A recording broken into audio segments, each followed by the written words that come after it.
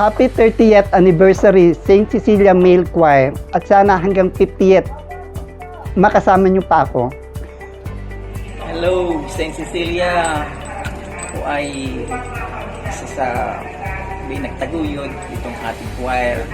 I'm still a choir. I'm still here for us, to pray.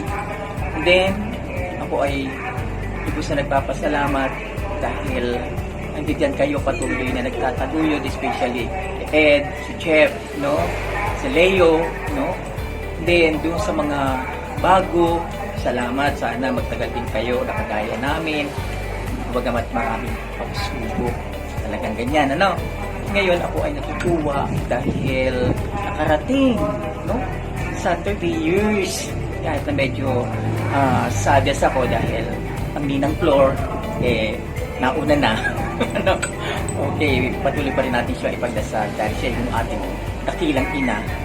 And then, bilang isa sa naging kasama ninyo, naging pioneer para matatag ang St. Cecilia Male Choir, ay patuloy na ito ay stronger, At ito lang si Kuya Chris, patuloy na nagmamahal muna siyempre sa inyo.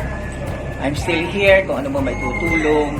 At higit sa lahat, patuloy ako nagdadasal sa bawat isa sa inyo na hindi lamang sa paglilingkod, kundi umulad ang mga buhay ninyo. At isa na lang, doon sa mga dating mga regular member ng St. Cecilia, sana magsipagbalikan kayo at miski man lang Sunday ay kayo ay maka-attend. Muli, happy 30th anniversary sa inyong lahat. God bless.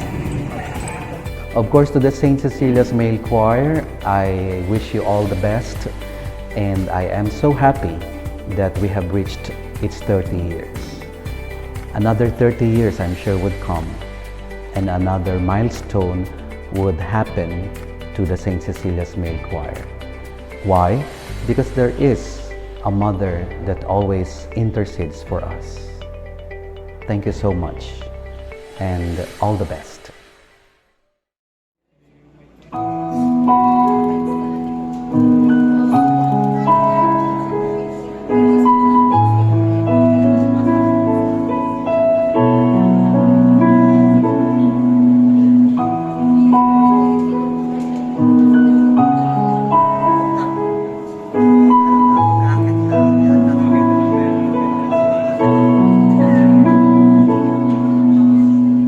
Ano na lang yung isang sandali na makatikim ng pagmamahal matapos ang luhang ipinagpagin.